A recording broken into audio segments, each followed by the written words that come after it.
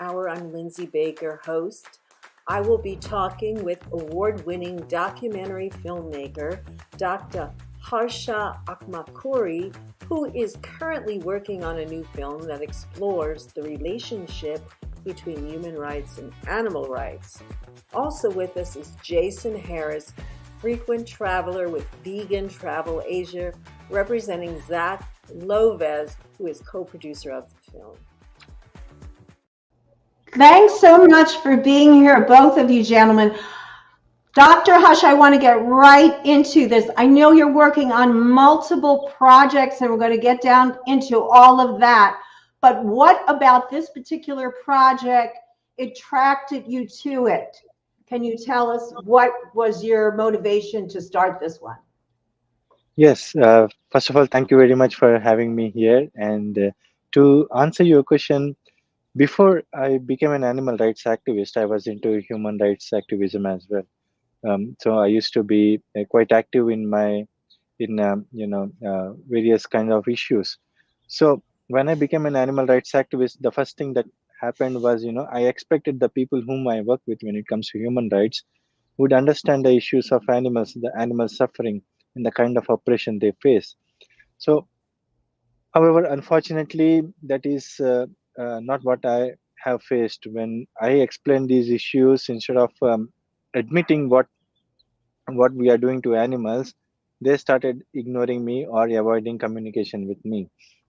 So now that I have completed the film Marker, though then it's been a year, uh, I thought like I should work on in this project, building showcasing the relationship between how human rights and animal rights are interconnected, and we cannot look any kind of oppression in isolation. And if we are fighting for human rights, we should also fight for animal rights and vice versa.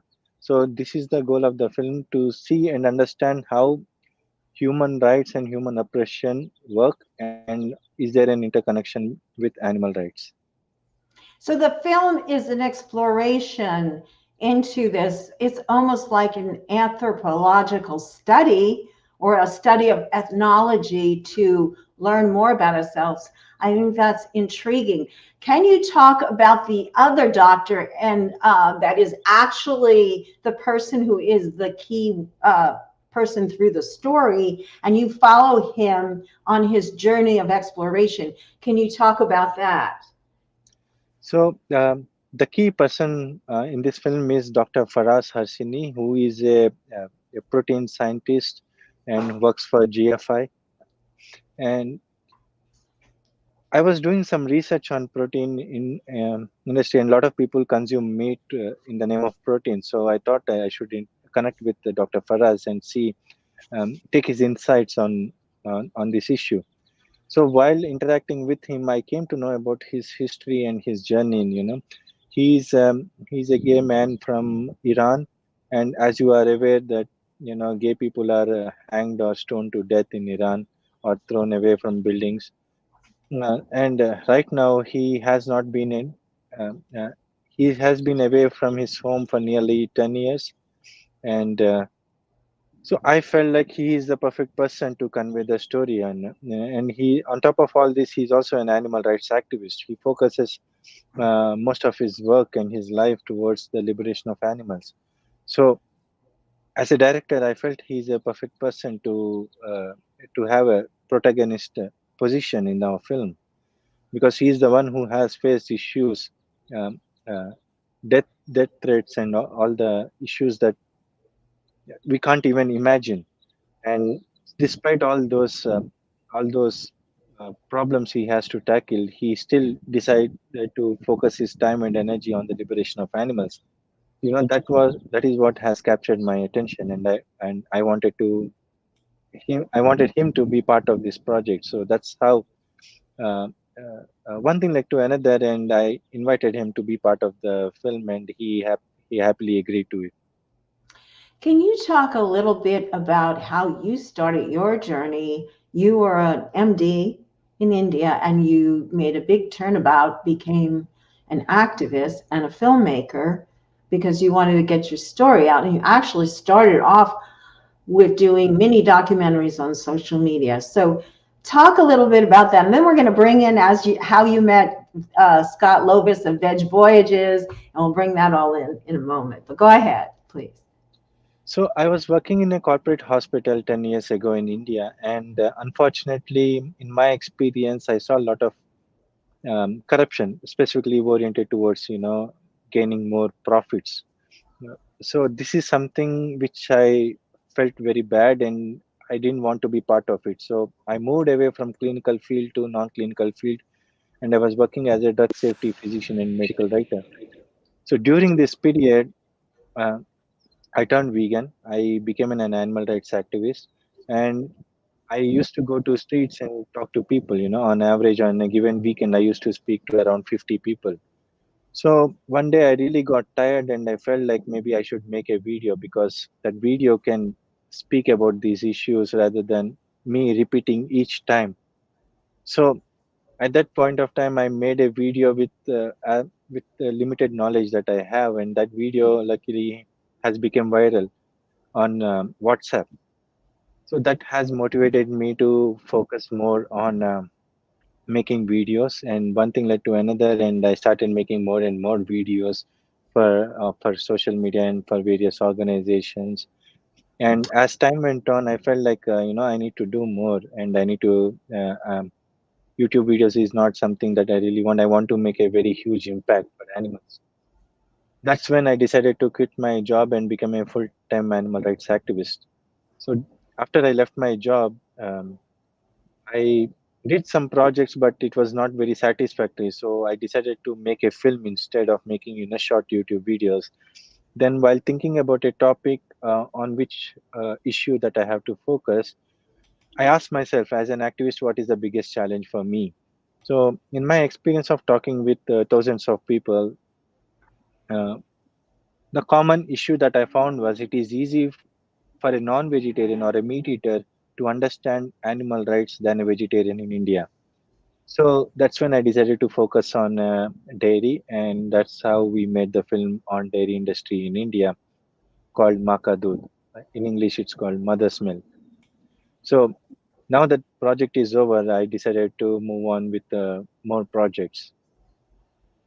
Well, let's just stop and talk about that because it really leads into the project you're in now in terms of it's about exploitation. In this case, we can certainly draw a strong conclusion or parallel between feminism and what cows go through and how their bodies are used and how we see women used. We talked about that yesterday together. Can you tell us a little bit about how women, I just want to start from this one, how did women react to in India, and particularly women who feel that is part of their culture, it is to use a certain kind of milk in a blessing or celebration. So how did, with all of that background, how did women react to this feminist aspect of the movie? Surprisingly, everyone accepted the issue that it's consuming dairy is an exploitation of motherhood. So the response is overwhelmingly positive, and we haven't received any backlash or anyone so far. And at at a core, if you look at the dairy industry in India, it is also presented as a women empowerment issue. Women who live, who work at home and who do not have job can start milking animals and do business and have a alternate source of income. Mm. Unfortunately, that is creating a lot of problems for the women, especially in the form of diseases that they have to occupational and environmental diseases that they have to endure. And not just that, it is an economical burden to them rather than a benefit. So in many ways, not just from an ethical point, from a practical point also, women understood that consuming dairy, especially those who watched the film, they understood that consuming dairy is not just an animal rights issue, it's also a feminist issue. Absolutely. I want to play, I thought I had a little clip here, but I just want to show some of these photos from the current movie. This one here I thought was very interesting. Can you talk about this for a moment? So, and yeah, let's start with that. Let's have you talk about this. I have so many questions. Yeah. So, So these are yeah. the two posters that I have made when I left my job and working, trying to, work full time as an animal rights activist. So I have these ideas, how, as I said, I used to work for various human rights issues, and unfortunately, they do not accept about animals. I want to draw some parallels, so that people can understand that, the struggle they are facing is more or less similar to what the struggles animals are facing. It is just that the animals cannot speak the human language. The people tend to ignore them. So, as you see on the image on the left, you can see in the first image it says the my body, my rights. Women speaking for their voice, but they pass through a slaughterhouse and they ignore what's going on. And then the next group of people who Yes, are oppressed due to their based on their caste, um, and yes, they also pass through and they just ignore it. And the third image also the LGBT community who rightfully speaking for their rights and their freedom, who they deserve, but at the same time they fail to notice what's happening at the slaughterhouse, because many of these people who fight for their own rights are themselves participating in the exploitation of animals, and they consume in the consume these animals that came out of torture and murder. So I want to showcase this, that we need to look into these issues. And I want to show how animals, if they have voice, what would they say? They would say, what about my rights? So that is a gist of image, a gist of yeah, the story that I want to convey. And on the right, we see, in my experience of talking with a lot of people, I speak with any person, whether it is religious person or a non-religious person or human rights activist. Different people have their own excuses when they speak about these issues. For example, religious people always speak about love and peace until an animal rights activist start speaking about the cruelty that we do to animals in the name of religion. you know. Atheists are also always about logic and reasoning, but when we uh, speak about the illogical ways that we consume animals, they tend to ignore it. So, yeah, same thing applies to human rights. Human rights are always about my rights and my freedom, but they fail to ignore. They fail to give rights to animals. So, as if I have to concise it, is a summary of hypocrisy that um, people show towards animals. yes. Just because humans have voice doesn't mean that animals do not have voice. This is something people refuse to accept it. Yes, it's very difficult, but I think the work that you're doing is certainly helping a lot. So thank you. And also, we want to say, give a thank you and shout out, yes, to Veg Voyages. So we'll move over to that for a moment. And we have Jason here who is representing, because everybody that's working on over there, volunteering, most of them, as we do here at Unchained TV, they're mostly busy over there, boots on the ground. And so you happen to be here. You actually, Jason, you are actually a current and customer or client and frequent traveler with Veg Voyages. So we love having you here, and I'm going to bring up the website in just a moment.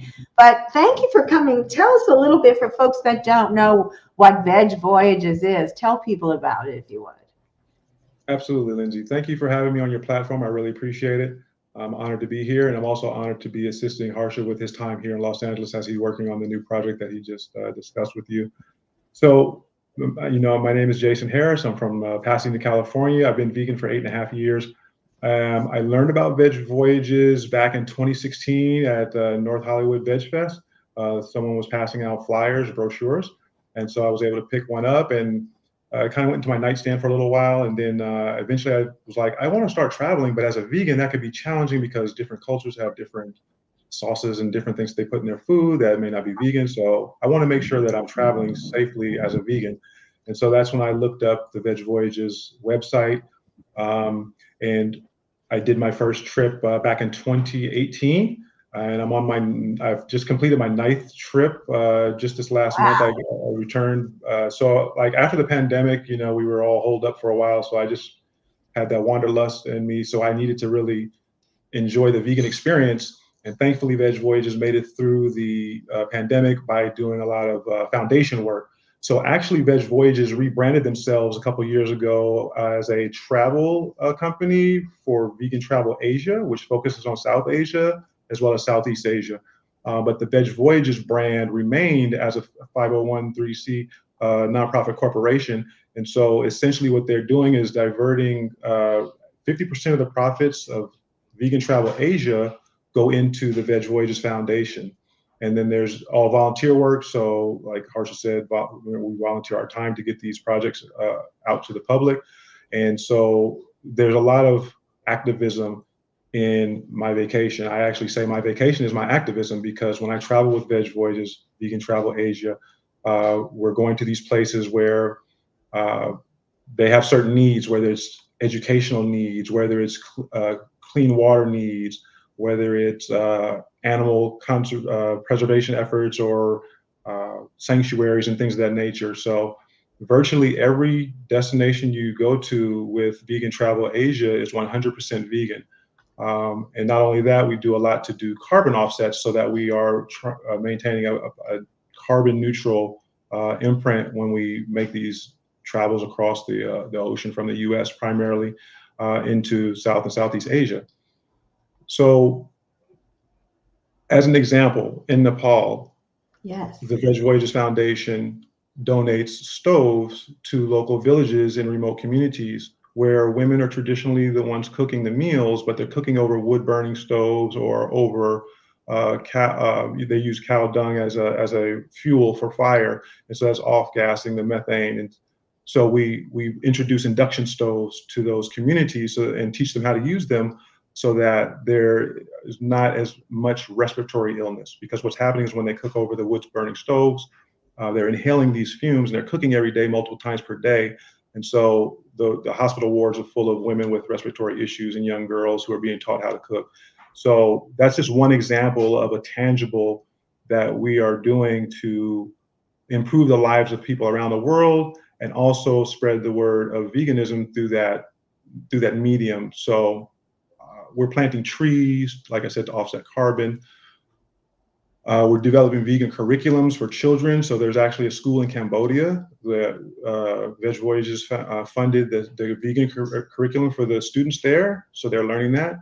And then also, because vegan travel has become like a growth sector in tourism, there's been a plant-based hospitality guide that's been developed. And so what we do is we go into restaurants, hotels, other types of establishments that serve tourists, and introduce them to the concept of plant-based, food or menus. And so there's a lot that goes into teaching them how to avoid cross-contamination, how to market vegan options as good for the environment, good for health, among other things. But those are just a couple of examples of what traveling through Vegan Travel Asia does, because the profits from that endeavor go into the Veg Voyages Foundation. Last but not least is the Empathy Films, which is a division of Veg Voyages Foundation, which is where Harsha's doing his work. So there's a film division that's all about trying to promote the awareness around the environmental issues associated with factory farming and deforestation and all these types of things. So I love it. I live for traveling with Vegan Travel Asia, because I know that my money, my funds, my hard-earned dollars are going to help for projects around the world that are improving the environment, improving the lives of animals especially, and then people as well. So yes, and I just want to point out, I'm sure there's a lot of fun too, right? I mean, you're doing all of this, and this is fun and lovely, but you're also experiencing the culture and the amazing food. And I understand that they pick you up at the airport and you're pretty much taken care of. You become part of a little family. So it becomes really almost like a film crew expedition kind of thing, because they're all from the film industry, right? Everyone Very that, much so. Very much so. So the founder, Zach Lovas, who I'm representing right now, is from the film industry. He did a lot of media work in South and Southeast Asia, which is why that became the destination of choice for this company, because they have the personal connections there, the relationships. And so absolutely, we're getting a very authentic experience of local life in these areas. It's, it's ecotourism in the sense that it's storytelling, but it's told from a local point of view. It's not some Western projection of what we think life is like in these countries. These local villagers are coming up with these stories, and they're helping us understand their culture, their traditions, their norms. And in the process, the cultural exchange that's happening is that here, we'd like to experience we'd like to experience your traditional cuisine, your traditional culture, your dance, your music, all these types of things, but we want to veganize it. And so, the team at Veg Voyages and Vegan Travel Asia, they go in and help extensively with veganizing the menus of traditional dishes. So you're not going to India, as an example, and having a Western meal. You're having an authentic Indian traditional meal, but it's been veganized. And so the food is amazing. The culture is amazing. We're having language lessons. So we have our language cards that we carry with us throughout our journey so that we can learn certain words. So, I've expanded my vocabulary by a couple of words for each different country. So that's amazing. More recently, we just did an inaugural Bhutan vegan adventure. So this was history making in the sense that it was the first trip to Bhutan, which I'm wearing my little where's this little lapel right here, a Bhutan flag. First all vegan adventure in Bhutan. And so the people there were great. They were really receptive to that concept of veganism because they have a gross national happiness as kind of like their national standard, as opposed to gross national product, which is more emphasis on production and profit and things like that. So they like to preserve the environment. And so along with that, they have a compassion for animals. And so that has just led to another outlet for being able to introduce other parts of the world to what's mostly a foreign concept, which is veganism. And so it's a great way to do that. And having, like you said, having fun along the way, but helping change lives and making a difference in real time. That's wonderful. Thank you for sharing that. And of course, one of the projects of the foundation, as you mentioned, was the movie Mother's Milk. So how is Zach involved? I'll give this question to Dr. Harsha. How is Zach involved in this current project, and what kind of discussions went about to come up with this project? I'll remove this comment here. So go ahead. So Zach is involved pretty much from the beginning of the film, and he came to know that I'm working on this project. He happened to receive my proposal, which I have shared to a few contacts regarding the film that I was planning to work on, which is Mother's Milk at that time. And he happened to receive it, and he immediately contacted me. We exchanged some ideas and discussions, and he immediately came on board to be part of the film. So as a passionate animal rights activist himself, Zach has, and on top of that, he is a very well talented filmmaker itself. So he has kind of become a mentor for me, in terms of, how the film industry works. He has guided me, showcased me like how to, for example, let's say while I was working on a movie, let's say he guided me how a director should communicate to an editor, for example, or to a colorist, Wow. because these are the things that you would not learn from YouTube, though I learned everything like editing and storytelling from YouTube. But how do you communicate? How do you make contacts? And how do you make contracts? All these things. He has become kind of like my mentor. And so I think without Zach's involvement, the movie wouldn't be what it is today. Yes. Look, I forgot to put his picture up till now. There's Zach. I wanted to tell everyone this is so exciting that you both are offering to an online course, which I'm signing up for, to teach others what you were just speaking about, so that we could all become creative activists in our own way. And can you talk about that again for a little bit? How Yes. that's worked? Yes. So Zach and I, we both are very passionate filmmakers and at the same time activists, you know. So we just don't want the talent to be remaining with us, and we want this talent to expand to other activists who want to make films like, let's say, Cowspiracy or What the Health or Game Changers, Seaspiracy. So many wonderful movies that were made, but people don't know how to make those stories, and people do not have those resources. So we have decided to create a simple workshop that can be done online. It's a 6-week workshop that we are planning to do. Uh, and recently we have done this workshop, and this workshop consists about, from beginning to end of filmmaking, how to make a film, documentary film. This is specifically targeted for vegans and vegan activists who are interested in not necessarily directing, but also, for example, if some people are just interested in writing, or some people are only interested in editing. But having this knowledge will definitely enable them to do those things that they love to do and help animals at the same time. So with that goal in mind, we decided to do these free workshops for people, and we want to do at least 1 to 2 workshops per year, and create more filmmakers, because at the end we all are storytellers.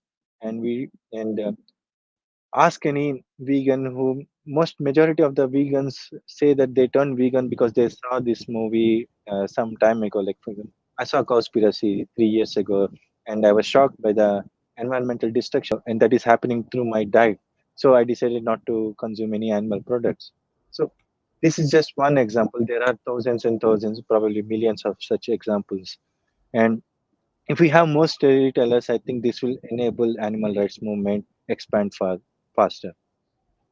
Wonderful. Do you have a link that we could share, or how would people find out? It looks like people are already interested in the documentary workshop. Yes. So we have recently completed one workshop few months ago. So the next workshop most likely will be around December. Um, but I would request to follow, send a friend request to me on Facebook, so that, or just message me on Facebook, so that I will be aware of. Uh, I can post it, and they will get to know about this workshop when the time approaches. Because creating this workshop also requires a lot of planning and scheduling, Of course. and yeah. So right now, because I'll be traveling probably till end of this year, it will be very difficult for me to do these workshops while traveling. And Yeah. these workshops are simply like 6 weeks workshop. It begins with each week.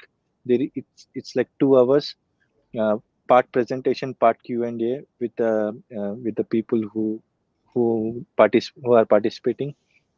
And we'll begin with the basic introduction. The first week usually consists of basic introduction about filmmaking, and what are the things that involve in making a film. And second week we give certain tasks. We suggest people to select a topic, how the film has to be made, and how to pick a topic. What are the challenges and limitations, and how, keeping those challenges and limitations in mind, how do you proceed in choosing those topics. And Yes. third week we will work on preparations that are required to making the film. And fourth week it will be about the challenges while they are on field filming, and what are the challenges and how to overcome those challenges.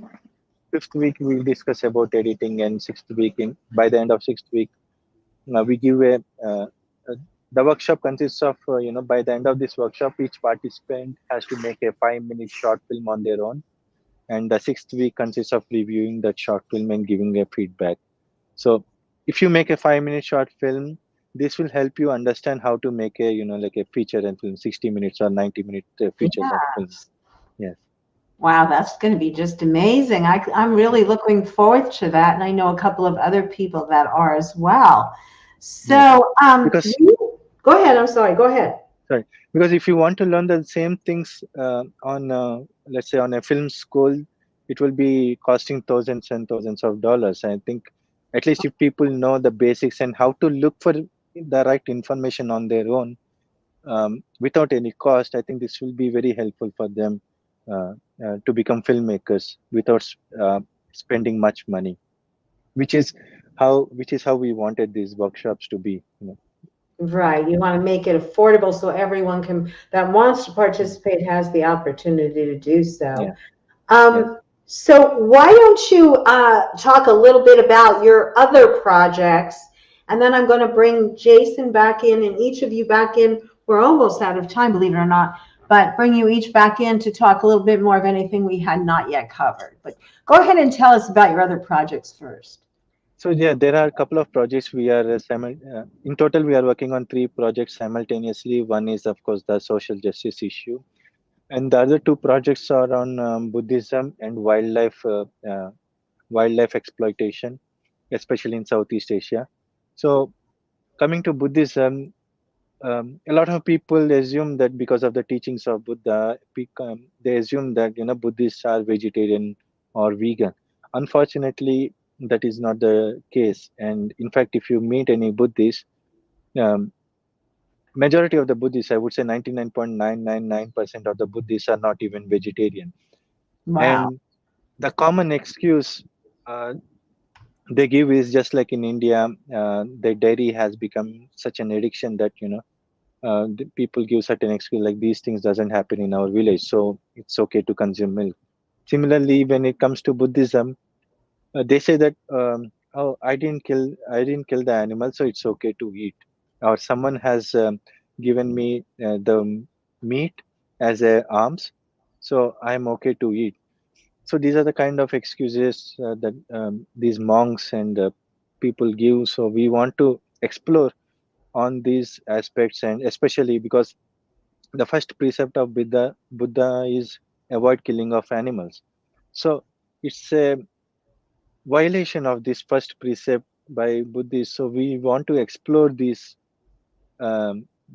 issue, especially keeping the 21st century in mind, the context of 21st century, and how the first precept fits in the life of an average Buddhist or Buddhist monk. And we want to explore this on these lines. And coming to the wildlife film, there Mhm. is unfortunately a huge discussion, huge distance between vegan activists and wildlife or dog rescuers or animal rescuers. So Yeah. one of the things of this film is we want to bridge the gap between vegan activists and animal rescuers, wildlife rescuers, so that we can have a collective voice and collective movement. And how wildlife extinction, a lot of species are getting extinct day by day and the number is only increasing. So how species extinction is linked to animal agriculture, because for example, a lot of deforestation in Brazil is happening to raise corn crops, which are going to feed the pigs in Europe, and to raise grass to feed cows that are used for milk production or beef production. So these are interconnected issues. So we cannot look these issues in independently from one another. So this is the goal of our film on wildlife, to bridge the gap and try to understand animal rights in a holistic point from a wildlife perspective. So the name of your production company is Empathy Films, and you have 3 projects going on right now. Is that the right count? Yes. Yes, 3 projects going on. I'm going to ask one more quick question. Let's keep it short because I want to give Jason a little more time too. What are your aspirations? What's your going forward? What is your vision for this company? What do you see happening? The goal of this company is to create films that spread the message of compassion or empathy towards each other, not just for animals but also for humans. And we recognize that film is a very powerful tool um, that can be used by either in good way or bad way. So it depends on your intentions of the intentions of the filmmakers. So uh, our goal is to bring these films at a low budget, at the same time help convey stories through films that can build a very empathetic um, and empathetic society. So our hope is to create more and more projects. Our hope is to expand our projects to get more filmmakers involved, with empathy films, or even without empathy films. We are totally fine with that. Our goal is to spread empathy. That's it.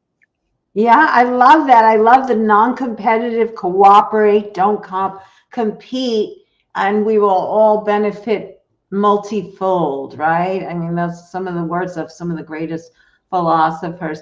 So, Jason, having said that, you are living that as well because you are, donating your time. You're, as a result of your vacation, and it sparked your activism even more so. So is there anything you'd like to share? We are short on time, but let's give you a little time to share anything that you didn't yet get a chance to say or cover. Oops. Mute. Go ahead. I'm sorry. Okay. Yeah, I think I saw in the comments something about where can the documentary be viewed. So the Makadud Mother's Milk is actually going to have a screening here in Huntington Park, LA area, at Moonlight Books on Sunday, May 5th, Cinco de Mayo. And Harsha will be there. I'll be there assisting him, and you'll be able to see the movie that's already out, which is Makadud, Mother's Milk. The other two projects take time because they have to be developed and post-edited. Now, the second thing I wanted to say is documentaries are very important in the movement because that's why I went vegan. I went vegan 8.5 years ago, and it was because of the big three. Cowspiracy, Forks Over Knives, and Earthlings. A friend of mine had saw them, went vegan, told me about them. I went vegan. It was an easy decision to make because it was just logical. It was a no-brainer. It was easy to understand. So that's the power of documentaries. They make a difference. That's the most important thing. The third thing is that as it relates to Vegan Travel Asia, so there is a trip coming up in July in Sumatra, Indonesia. And this is an orangutan conservation effort so we were talking about deforestation a little while ago. So in Indonesia, there's a lot of palm oil plantations that are happening, and that's causing a deforestation, which is destroying the habitat for the orangutan. And so there's a sanctuary there. And this trip is being put on by Veg Voyages, the foundation arm. So essentially when you're traveling, it's like you're donating to an activism thing that you can really understand and get behind, and you're seeing it in real time because you're actually on a trip doing this work. So, there's a cost to get there, but once you're there, you're making a difference. You're interacting with these animals, you're seeing the habitat, and you're just seeing things in real time. And again, obviously, you're going to have a great vegan cuisine. You're going to have the cultural immersion. And so that's at vegantravelasia.com. It's even at vegvoyages.com, which is basically going to be redirected to the entire list of destinations that are being offered through Vegan Travel Asia. So I would encourage anyone who's even the least bit interested, you won't be disappointed. If you have gluten allergies, peanut allergies, anything, they take the best care of you. I think it's going to be the best vegan experience you can have as a traveler. Yeah, and it's so you're giving while you're having this wonderful vacation, you're giving back. I mean, what could be better or feel better? So I guess what I misunderstood in the past was that you participate in like building, like it was a schoolhouse, but actually the money that part of the other after paying expenses, a large portion of that goes into that project. You're not actually doing the project. Is that true? Some of the locals are doing the work. So the tours that Vegan Travel Asia puts on are usually going to be about 2 weeks in duration. So you're not going to be there that long, but we do a lot of cleanup efforts. So we'll go and do a walk. We'll do a couple of walks during our trip where we're doing cleanup of plastics. You can go into the most remote mountains of the world and you'll find a Coca-Cola bottle, a plastic bottle, or some glazed chip bag. It's really disheartening, but what we do what we can while we're there. So we'll do a cleanup effort. We'll walk and collect a bunch of trash. We'll go to animal sanctuaries and we'll clean up from. So there's a lot of animal rescues. Like for example, if a cow gets hit by a truck on the road and ends up into a sanctuary, we go there. We clean up behind the cow and kind of rehab the cow and get it to a point where it's functional again. It may never be released back out, but at least it has a home that's safe and it's being taken care of. So we're doing things that we can within the short duration that we're there. But like I was saying before, 50% of the profits from Vegan Travel Asia go into the Veg Voyages Foundation, and then they continue the work after we're gone. So whether if it's building a school, that's going to happen by the locals over time. but our money that we've paid for this vacation is covering the overhead of the business, of course, but then the profits are going into these additional projects. So it keeps, it's like paying it forward. It's a continuous effort. I love that. I love that. So I'm going to give Dr. Harsha the last word here.